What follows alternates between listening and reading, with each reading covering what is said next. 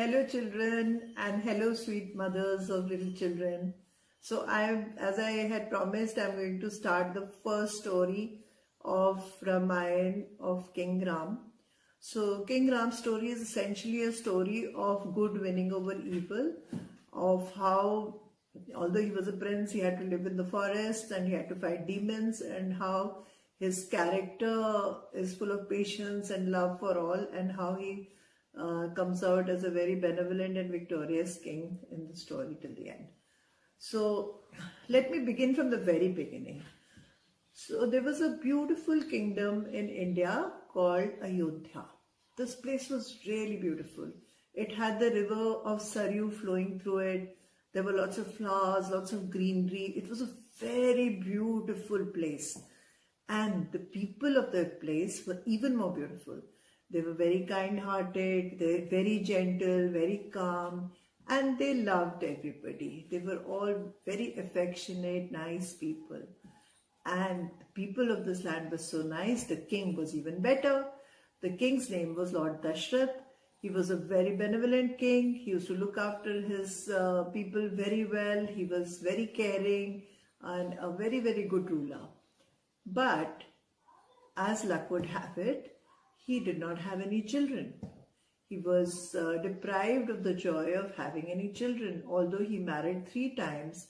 So he had 3 wives in the hope of getting a heir to the throne, but none of them were blessed with a child. So his wives were Kaushalya, Kekai and Sumitra. So one day when he was feeling very upset about this, he thought of doing a yajna. So in the olden times in India, they used to do yajna. They used to, in the open, they used to, burn the fire and pray to the Almighty, to the forces of the universe, the sun, the moon, the light, everything, so that, whatever negativity is there in this world, that should disappear and positivity should come out. So, and also they would pray for their personal problems like having a child or whatever. So he decided to do a yajna, and during this time there was this very demonic king of Sri Lanka who was called Ravan. And he was a very powerful person, very, very knowledgeable. He was a Pandey with 10 heads, it said. The 10 heads actually means that he has the knowledge of 10 people in one head. But he was using his knowledge for troubling people. So, and he had a, number of followers who were also like demons, who would trouble anybody who would be praying, who would trouble innocent people. So there was this whole lot of negativity coming from Ravan and his people. And it was affecting even India, Ayodhya, all these places. So when King Ram went to do the yajna and he was praying to the gods were also wanting that there should be something, that needs to be done to wipe out this evil effect of Ravan and his people from the face of the earth. Because, God is merciful, God always wants peace, God always helps us to do the good in this world. So, in India, there's a belief that every time there's too much of chaos and too much negativity, an avatar comes down. God comes in a form of a human being, and he does good to this world and cleanses the negativity from this world. So keeping that in mind, like when the yajna was happening, the gods requested Brahma. Brahma is the creator of this universe. So they requested Brahma that please do something. Send Vishnu. Vishnu is Lord incarnate God, as Dashrath's child, so that he can go and kill these demons. So Lord Brahma agreed, and after the yajna, they blessed the sweet which was to be given to Dashrath as a blessing by the Pandit. So there was a big bowl of kheer the Pandit gave Dashrath, and he asked him to offer it to his 3 wives. So Dashrath gave half of it to Kaushalya, she was his first wife, and the rest half was divided between Kekai and Sumitra. Now, it was, sweet blessed by the gods. So as a result of that blessing, after about 1 year, all the three wives were blessed with a baby. So Kaushalya had a beautiful baby whom they named Ram. Kekai had a gorgeous son called Bharat, and Sumitra had two children called Lakshman and Shatrughan. So now instead of no baby, there were 4 sons in the palace, 4 babies in the palace, and the atmosphere became very beautiful and blessed, and Lord Dashrath was very thankful that his prayers had been answered and he had such lovely bonny babies all around the place. Of course, the most loved and the most sought after child was Ram. And Ram, used to, as a toddler, used to wear those little silver anklets in his feet, which would go chum chum chum every time he would walk. And there are lots of songs to that effect in India, like it says, Thumak chalat Ram Chandra Baje Pejaniya. I'm not too much of a singer, but basically that the little child, when he's running around the palace and the sound of the anklets is filling up the palace, the royal palace, everybody is really feeling very blessed and beautiful and really cheered up by those sounds of the bells of the anklet. So this was the kind of joy that these children brought into the palace.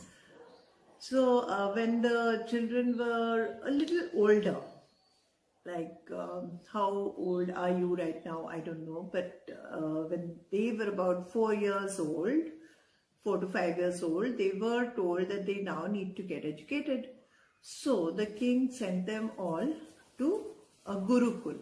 Gurukul was a school in the olden days where one learned rishi or a learned man used to stay, and he would tell them, the students, teach them good manners, good behavior, the essence of working hard, the essence of respecting elders.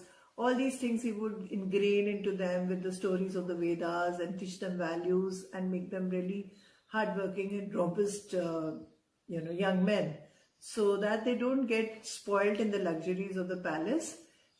Generally, the king's sons were always sent to the Gurukul to stay with the Guru. So they were all sent to Guru Vishisht. So Guru Vishisht was a wonderful Guru. He trained them very well, and they grew up into very nice, fine young men. Now when they grew up into these lovely young men, they came back to the palace, and everybody was really happy to see them, that they were such wonderful, strong boys, all of them. And Ram and Lakshman, they were like absolutely thick with each other, very, very best brothers and best friends. Wherever they would go together. And Lakshman, was Sumitra's son and Ram was Kaushalya's son, but they were like almost twins, so they would always be together and doing everything together. So King Dashrath was always very happy when he looked at his sons. So during this time, one sage who used to stay near the palace in a forest near the palace, he came over to meet the king. Now in those times, if a sage came to meet the king, it was thought of as a blessing for the king. So he blessed the king, and the king was very humbled, and he asked Vishwamitra, what can I do for you? Is there anything I can do for you? So Vishwamitra said, yes, you can do something for me. So he said, what is that? What can I do for you? So he said, when I'm trying to pray these days, I'm again and again being troubled by these 2 demons. One is Marich and the other one is Subahu. And they live somewhere near the forest, and they keep disturbing me and troubling me. And their mother Tadka also gives them this, permission to go and disturb me. So I really want you to allow Ram to come and get rid of them for me. So Dashrath was a little taken aback. He said, Ram is so young. How will he fight these demons? So then Vishwamitra reminded him that these demons are from Ravan's state. They are a part of Ravan's, group of demons. And only Ram can actually get rid of them, because he is actually Vishnu incarnate and he has come into the world to do this for us. So Dashrath had to agree because he promised him. So Lakshman would not let Ram go. So both Ram and Lakshman went with Vishwamitra. And then Vishwamitra started praying, and they were waiting and guarding so that nobody disturbs his prayers.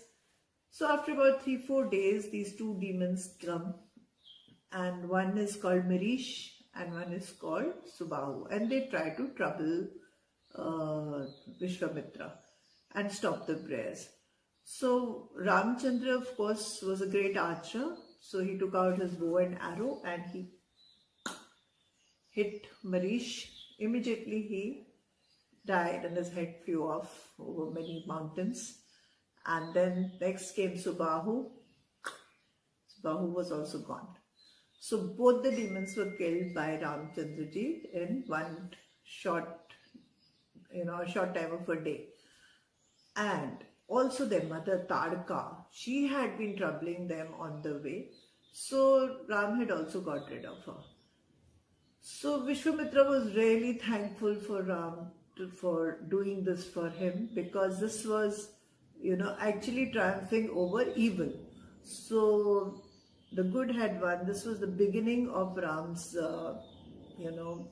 removing negativity from the earth and protecting the good. So Vishwamitra was very happy that this had happened, and so he decided to take them to meet the king of Mithila. Mithila was another state nearby, and the king of Mithila was Lord Janak, Raja Janak, King Janak, and King Janak's daughter was Sita. So Vishwamitra knew that King Janak had the Shiva's bow, Shivji's bow and arrow, and when he saw that Ram was so good with his archery skills, he wanted to show him the bow and arrow.